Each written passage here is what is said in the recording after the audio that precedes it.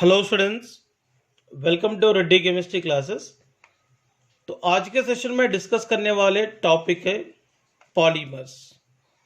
Actually ये polymers का word Greek word से इंट्रोड्यूस किए थे। First of all, poly means क्या होगा? मेनी। मेरोस मीन्स पार्ट्स, मतलब मेनी पार्ट्स इसका मीनिंग होता है। तो पॉलीमर का डेफिनेशन देखते हैं। Polymers are macromolecules having high molecular weight and composed of smaller repeating units called monomers. For example देखिए, मैं आपको बताता हूं। Starch starch is a polymer is obtained by the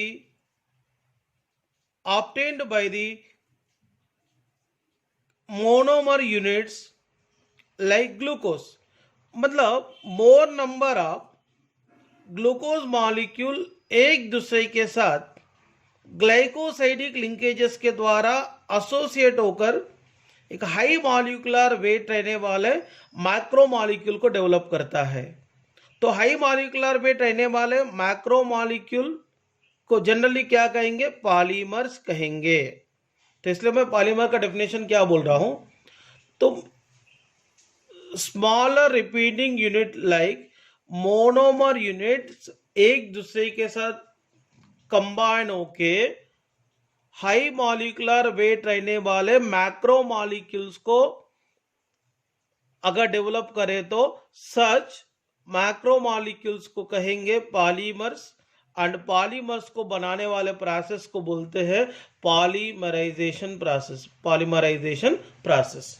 तो फर्स्ट ऑफ ऑल यहां पर क्लासिफिकेशन ऑफ पॉलीमर्स पढ़ेंगे। तो classification of polymers based on the source, okay ना, बेस्ड ऑन द सोर्स को कंसिडरेशन में लेते हुए पॉलीमर्स को 3 प्रकार में क्लासिफिकेशन किए थे। One is natural polymer, second is semi synthetic polymer, third is synthetic polymers. Okay, इसे फर्स्ट वन देखते हैं, नेचुरल पॉलीमर। नेचुरल पॉलीमर मतलब polymers natural sources like plants और एनिमल्स। प्लांट्स और एनिमल्स के द्वारा बने तो सच टाइप ऑफ पॉलीमर्स को कहते हैं नेचुरल पॉलीमर्स।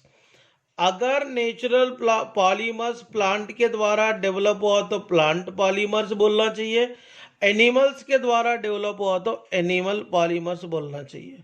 तो ये नेचुरल पॉलीमर्स के लिए एग्जाम्पल देखेंगे तो सेल्यूलोज, जूट, लिनन, सिल्क, वूल, ओके ना, ये सब नेचुरल पॉलीमर्स है। Okay, next one, semi synthetic polymers.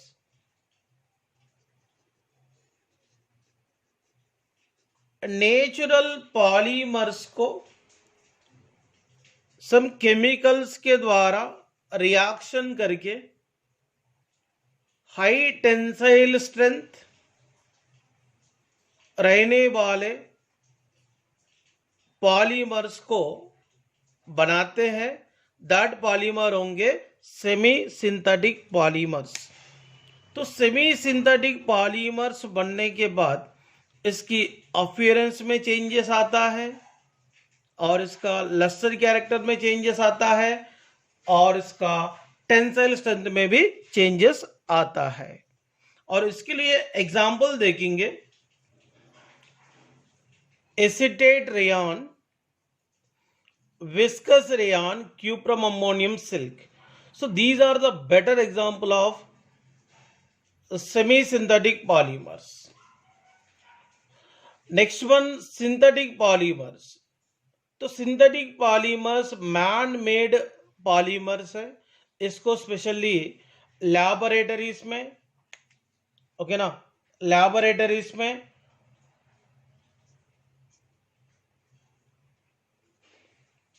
और इंडस्ट्रीज में बनाते हैं। ओनली केमिकल सब्सटेंसेस को इस्तेमाल करके लैबोरेटरीज और इंडस्ट्रीज में बनाने वाले मैन मेड पॉलीमर्स को कहेंगे सिंथेटिक पॉलीमर्स। तो इसके लिए एग्जांपल्स है नाइलॉन, नाइलॉन में दो रहते हैं, नाइलॉन 6,6, टेरिलिन, इसका और एक नाम डैक्रोन, पॉलीथीन जनरली अपन यूज करते हैं, polythene covers and Orlon, PVC pipe बोल के यूज करते हैं, polyvinyl chloride, butyl rubber, okay. और इसके अलावा अपन डिस्कस करेंगे classification based on the structure of polymers. तो स्ट्रक्चर ऑफ पॉलीमर्स को कंसिडरेशन में लेते हुए ये 3 प्रकार में होते हैं। One is linear polymers, second one is branched polymers,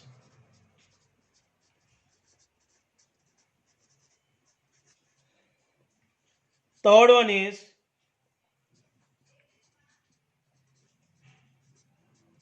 network or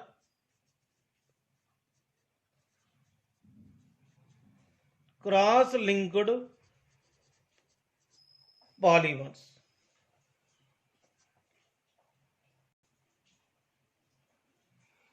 First one is linear polymers, second one branched polymers, third one is network or cross-linked polymers। First one is linear polymers। linear polymers कैसा बनता है?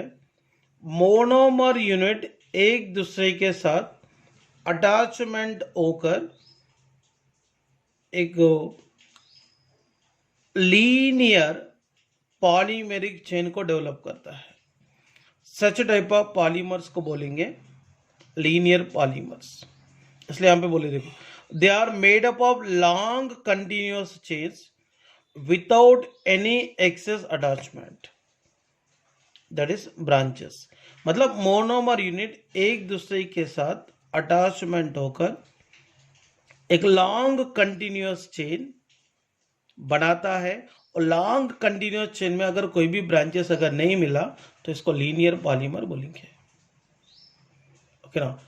इसमें repeating unit एक दूसरे के साथ joint होकर एक लॉन्ग चेन को डेवलप करता है। बेस्ट एग्जांपल है पॉलीथीन, पीवीसी।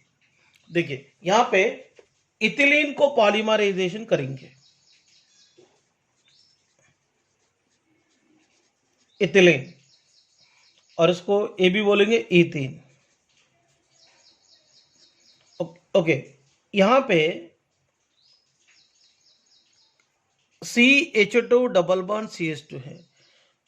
एक्चुअली ये मतलब one monomer unit another monomer unit के साथ कैसे अटैचमेंट होते हैं देखेंगे।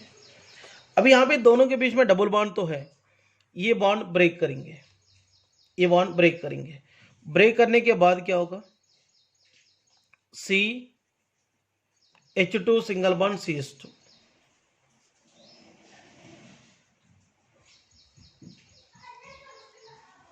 देखो CH2 सिंगल बॉन्ड CH2, तो यहां पर एक इलेक्ट्रॉन रखना पड़ता और यहां पर एक इलेक्ट्रॉन रखना पड़ता, तो ए भी लिंकेज में इन्वॉल्व होता है और ए भी लिंकेज में इन्वॉल्व होता है। ये बॉन्ड को मैंने ब्रेक किया, एक इलेक्ट्रॉन इधर रखा, एक इलेक्ट्रॉन इधर रखा, इसको लिंकेज दिखा, ऐसा लिंकेज दिखा। ऐसे लिंकेजेस कितने बनते हैं? यहां पर n मोल लिए थे, इसलिए यहां पर मिलने वाले लिंकेजेस भी कितने रहेंगे? n मोल ही रहेंगे। देखो CH2 सिंगल बॉन्ड CH2 और CH2 टेकन n, इसको कहेंगे पॉलीथीन। तो मैं आपको समझाना चाहता हूं इसमें किस तरीके से CH2 सिंगल बॉन्ड CH2 का चेन डेवलप होता है। पॉलीथीन बनाने के लिए यहाँ पे यूज करने वाले मोनोमर यूनिट्स क्या था? Ethylene, CH2 double bond CH2, CH2 double bond CH2, CH2 double bond CH2। Okay ना? ऐसे n नंबर्स होते हैं। देखिए मैंने क्या करता हूं, पहले ये दोनों के बीच में बॉन्ड को ब्रेक करूंगा, ये दोनों के बीच में बॉन्ड को ब्रेक करूंगा, ये दोनों के बीच में बॉन्ड को ब्रेक करूंगा। मैं इसलिए समझा रहा हूं, ये one monomer unit another monomer unit के साथ लिंकेज होके एक लॉन्ग चेन कैसे बनाते हैं। देखिए यहाँ पे CH2 सिंगल बॉन्ड CH2 है। ये बॉन्ड ब्रेक होने के बाद क्या होगा? एक इलेक्ट्रॉन इधर रहता, एक इलेक्ट्रॉन इधर रहता। इसमें बॉन्ड ब्रेक होने के बाद क्या होगा? CH2 सिंगल बॉन्ड CH2 है, इसमें एक इलेक्ट्रॉन इधर, एक इलेक्ट्रॉन इधर रहता है।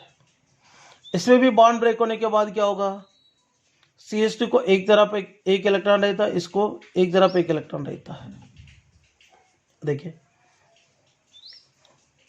ये मोनोमर यूनिट इसके साथ लिंकेज होगा, ये मोनोमर यूनिट इसके साथ लिंकेज होगा, ये दूसरे मोनोमर के साथ, ये दूसरे मोनोमर के साथ लिंक होते रहता है।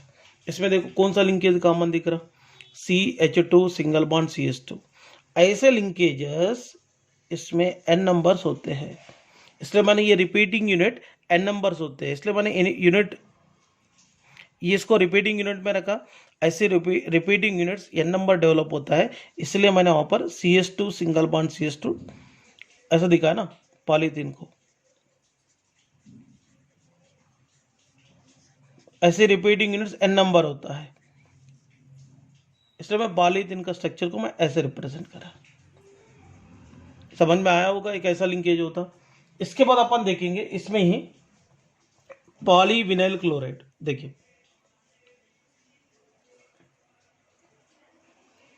CH2 double bond CH Cl, इसको बोलेंगे vinyl chloride. Okay, vinyl chloride को क्या करेंगे?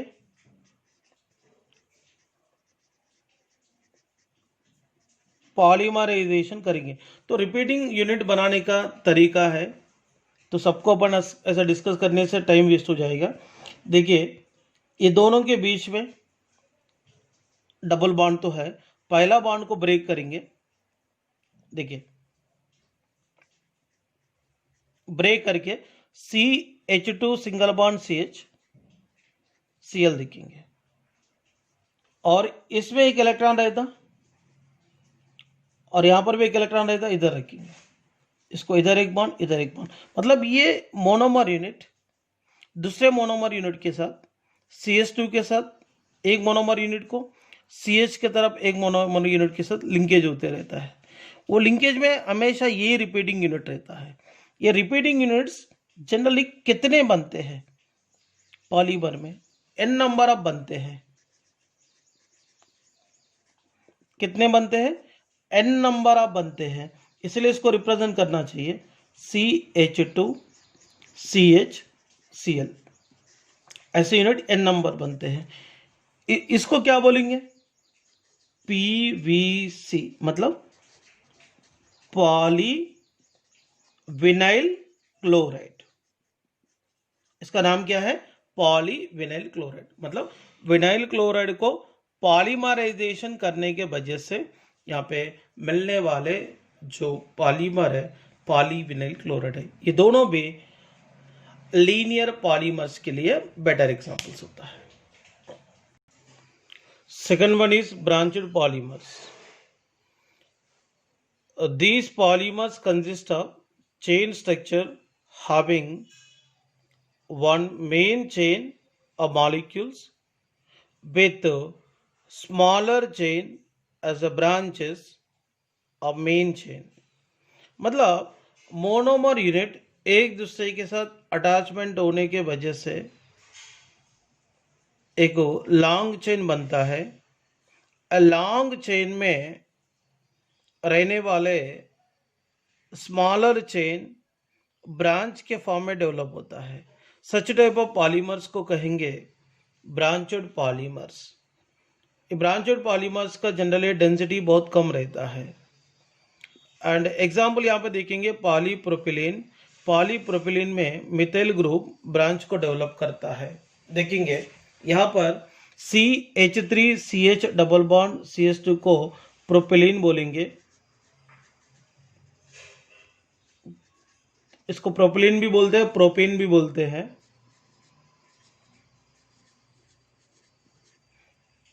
देखिए यहां पर प्रोपिलीन को पॉलीमराइजेशन करेंगे। पॉलीमराइजेशन करने के बाद पॉलीप्रोपिलीन कैसा डेवलप करता है देखेंगे। इसका रिपीटिंग यूनिट बनाना बहुत इजी है। CH डबल बॉन्ड CH2 है, तो अपने को ऐसा लिखना है CH3CH डबल बॉन्ड CH2 को लिखना चाहिए CH3CH सिंगल बॉन्ड CH2 लिखना है। तो ये बॉन्ड जब ब्रेक होगा ना, ब्रेक होने के बाद इसमें कितने इलेक्ट्रॉन्स रहते हैं? 2। एक CH को देना है, एक CH2 को देना है। CH भी इधर बॉन्ड को डेवलप करेंगे, CH2 भी इधर बॉन्ड को डेवलप करेंगे। एक रिपीटिंग यूनिट यहाँ पे डेवलप हो गए। ऐसे रिपीटिंग यूनिट्स कितने बनते हैं? यहाँ पर N बनते हैं। N बनने की वजह से पॉलीप्रोपिलीन मिला है। देखिए ये लॉन्ग चेन में रहता है CH सिंगल बॉन्ड CH2, मगर ब्रांचेस के अंदर कौन रहता? CH3 रहता है। देखिए मैं आपको बता देता हूँ। देखो यहाँ पर क्या है? प्रोपिलीन, यहाँ पर भी प्रोपिलीन है, यहाँ पर भी प्रोपिलीन है। ऐसा N नंबर्स होते हैं। इसमें ऐसा रिपीटिंग यूनिट्स कैसे डेवलप होगा और CH3 ब्रांच के फॉर्म में कैसे डेवलप होगा मैं समझा देता हूँ। देखिए दोनों के बीच में एक बॉन्ड को ब्रेक करेंगे, ये बॉन्ड को भी ब्रेक करेंगे और ये बॉन्ड को भी ब्रेक करेंगे। ये बॉन्ड को ब्रेक करने के बाद देखिए एक इलेक्ट्रॉन CH2 के पास जाएगा, एक इलेक्ट्रॉन CH पे जाएगा। ये बॉन्ड को ब्रेक करने से एक इलेक्ट्रॉन CH पे जाएंगे, एक CH2 पे जाएंगे। ये बॉन्ड को ब्रेक करने से एक इलेक्ट्रॉन CH, एक CH2 पे जाएगा। तो यहाँ पर ऑब्जर्वेशन करो, ये मोनोमर यूनिट्स इधर लिंकेज कर रहा है, ये दोनों इधर लिंकेज कर रहा है, ये दूसरे के साथ लिंकेज करेंगे, ये दूसरे के साथ लिंकेज करेंगे। इसमें रिपीटिंग यूनिट क्या बन रहा है यार? CH3CH सिंगल बॉन्ड CH2, मैं वही लिखा ना, CH3CH single bond CH2 repeating unit है। ऐसे रिपीटिंग यूनिट्स कितने बनेंगे? N नंबर्स बनेंगे। तो ये लॉन्ग चेन है, लॉन्ग चेन में CH CH2 मिल रहा है। लॉन्ग चेन के साथ यहाँ पे ब्रांचेस दिख रहा ना, स्मॉलर चेन CH3 का ब्रांच दिख रहा है। इसीलिए मोनोमर यूनिट एक दूसरे के साथ अटैचमेंट होकर, ओके ना, स्मॉलर चेन को ब्रांच के फॉर्म में अगर डेवलप करेंगे तो सच टाइप ऑफ पॉलीमर को कहेंगे ब्रांचेड पॉलीमर्स। इसके लिए बेटर एग्जांपल है यहाँ पर पॉलीप्रोपिलीन दिया हूं। नेटवर्क और क्रॉस लिंक्ड पॉलीमर्स। तो नेटवर्क और क्रॉस लिंक्ड पॉलीमर किसको बोलते हैं? जनरली देखिए मोनोमर यूनिट्स एक दूसरे के साथ स्ट्रॉन्ग कोवालेंट बॉन्ड के साथ अटैचमेंट होकर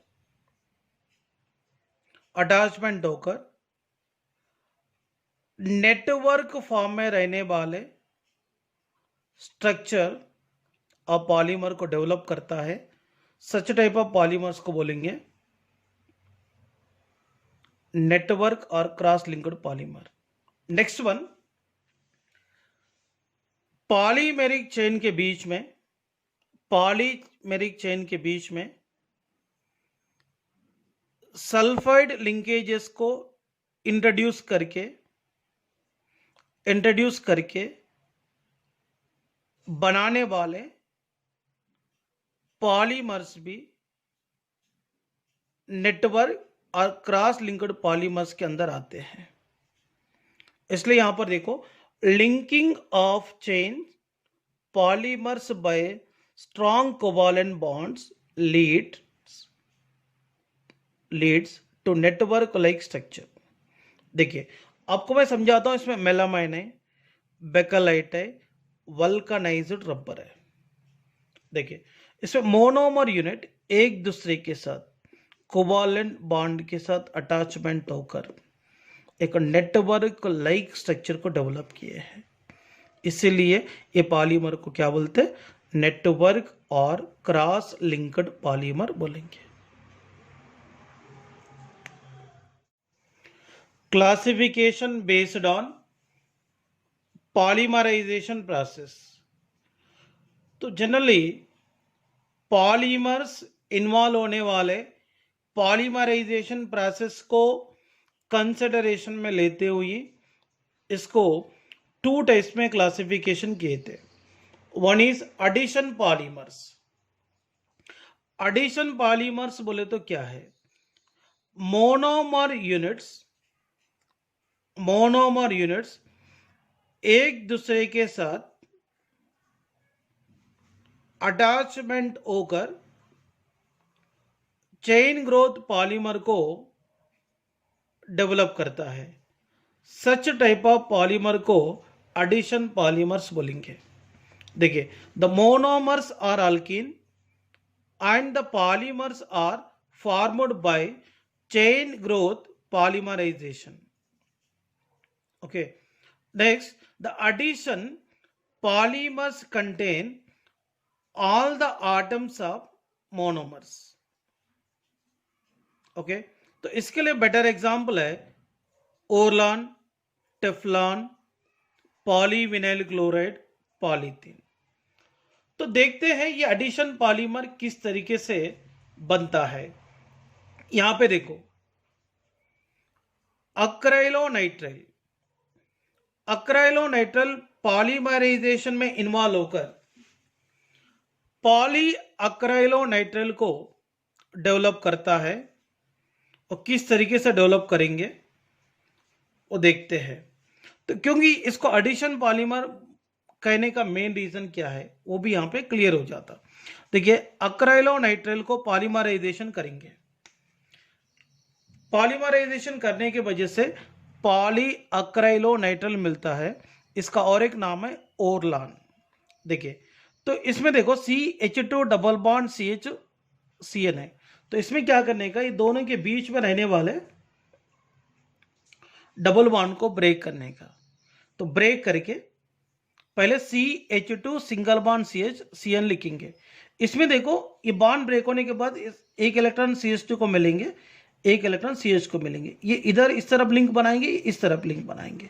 मतलब ये मोनोमर यूनिट दूसरे मोनोमर यूनिट के साथ क्या करता, इधर CH2 की तरफ लिंक करता, इधर CH की तरफ लिंक करता है. सो लिंक करके one monomer unit another monomer unit के साथ लिंकेज बनाकर एक दूसरे के साथ एडिशन में इन्वॉल्व होकर एक लॉन्गेस्ट चेन को डेवलप करता है. ये लॉन्गेस्ट चेन को डेवलप करने की वजह से यहाँ पे एक पॉलीमर मिलता है. तो इसके द्वारा मिला हुआ पॉलीमर है ओरलॉन. इसमें ऐसे रिपीटिंग यूनिट्स कितने रहते हैं? n नंबर्स रहते हैं.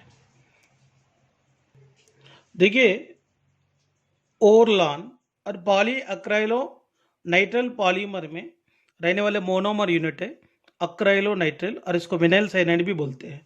ऐसा मैंने विनाइल साइनाइड को लिखा हूँ, यहाँ पर भी लिखा हूँ, यहाँ पर भी लिखा हूँ.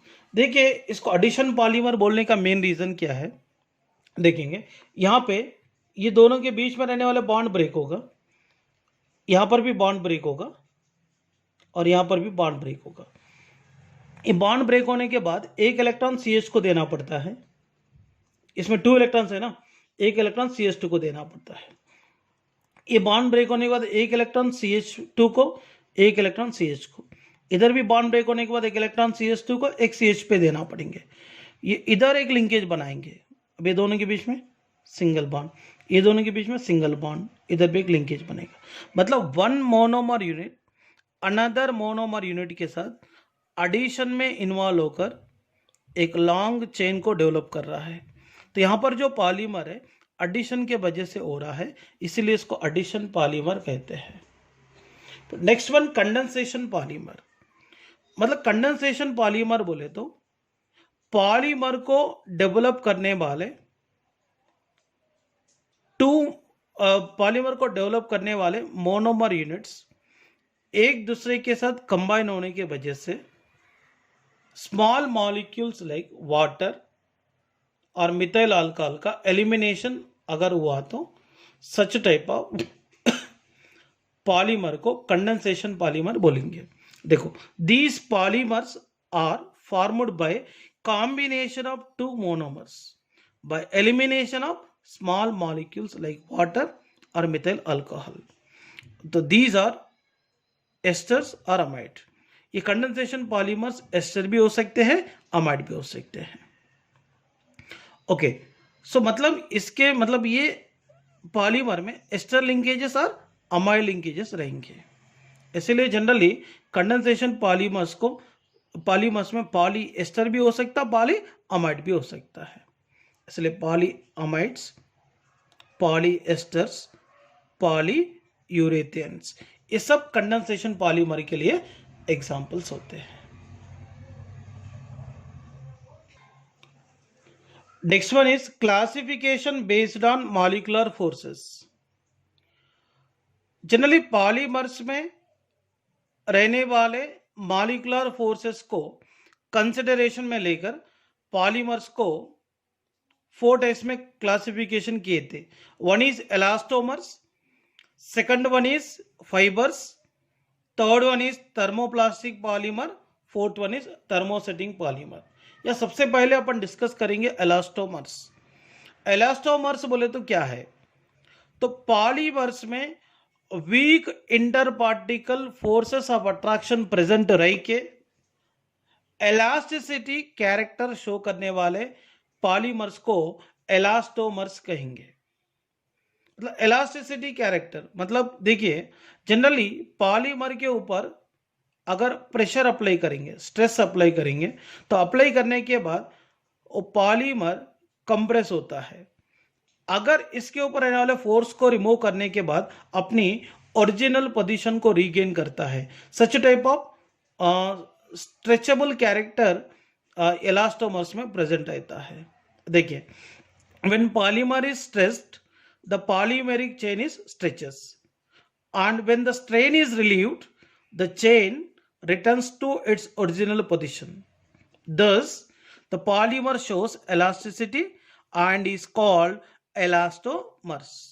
Generally, elastomers सॉफ्ट भी रहते हैं, स्ट्रेची भी रहते हैं. इसीलिए रबर बैंड्स को बनाने के लिए एलास्टोमर्स को यूज करते हैं. और एलास्टोमर के लिए बेटर एग्जांपल होता है neoprene rubber, vulcanised rubbers. Second one is fibres. तो फाइबर्स में क्या रहता? It consist of strong intermolecular forces of attraction due to hydrogen bonding. These polymers possess high tensile strength. तो जनरली देखो, जिस पॉलीमर में इंटर पार्टिकल फोर्सेस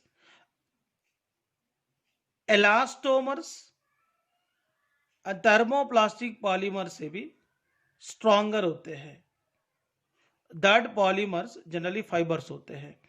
फाइबर्स में strong inter particle forces like hydrogen bonding present रहता है. इसीलिए इसका tensile strength ज्यादा रहेंगे और इसके पास शार्प मेल्टिंग पॉइंट भी रहता है. ओके, इसको टेक्सटाइल इंडस्ट्रीज में यूज करते हैं और स्ट्रॉन्ग रोप्स बनाने के लिए यूज करते हैं, टायर्स बनाने के लिए यूज करते हैं. ओके ना. और इसके लिए बेटर एग्जांपल है नाइलॉन, टेरिलिन. नाइलॉन में नाइलॉन 6 रहता. टेरिलिन का और एक नाम है डेक्रोन. और इसके अलावा थर्मोप्लास्टिक पॉलीमर्स मतलब थर्मोप्लास्टिक पॉलीमर में intermolecular force of attraction generally elastomer से स्ट्रॉन्ग रह के फाइबर से वीक रहता है. ओके ना. These polymers possess intermolecular forces of attraction between those of elastomers and fibers. So these polymers are called thermoplastic polymers. Okay, और इसको thermoplastic polymer इसलिए कहेंगे, जनरली इसको हीटिंग करने के बाद वो सॉफ्ट होते हैं. मतलब पॉलीमर को हीटिंग करने के बाद सॉफ्ट होते हैं और इसको कूलिंग करने के बाद हार्ड होते हैं. इसको हीटिंग करके सॉफ्ट फॉर्म में बनाने के बाद जिस शेप में कन्वर्ट करना चाहते हो वो शेप में इसको कन्वर्ट कर सकते हैं. मतलब ये रीमोल्डेड है। और ये भी देखिए, दे आर आइदर लीनियर और branched chain polymers. Thermoplastic polymer linear chain polymer भी होते हैं, ब्रांचड चेन पॉलीमर भी हो सकते हैं। ओके ना, they can be remoulded and recycle, मतलब ये रीमोल्ड भी कर सकते हैं, रिसाइकिल भी कर सकते हैं। इसके लिए बेटर एग्जांपल पॉलीथीन कवर्स तो जनरली अपन यूज करते हैं, PVC polyvinyl chloride, polystyrene, PVC pipes बोल के रहता, वो भी रिसाइकिल है, रीमोल्डेड है।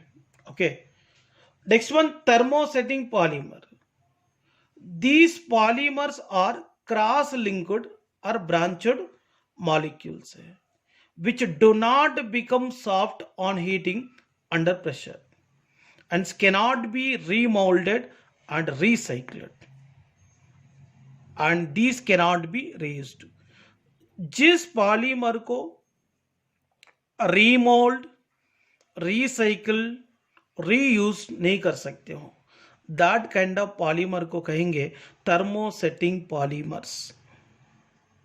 और उसको हीटिंग करके, प्रेशर अप्लाई करके इसको सॉफ्ट फॉर्म में रहने वाले पॉलीमर में कन्वर्ट नहीं कर सकते हैं, दैट काइंड ऑफ पॉलीमर को कहेंगे थर्मोसेटिंग पॉलीमर्स।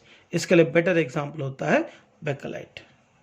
ओके ना, और ये थर्मोसेटिंग पॉलीमर्स को जनरली क्रॉस लिंक्ड पॉलीमर और नेटवर्क पॉलीमर भी बोल सकते हैं।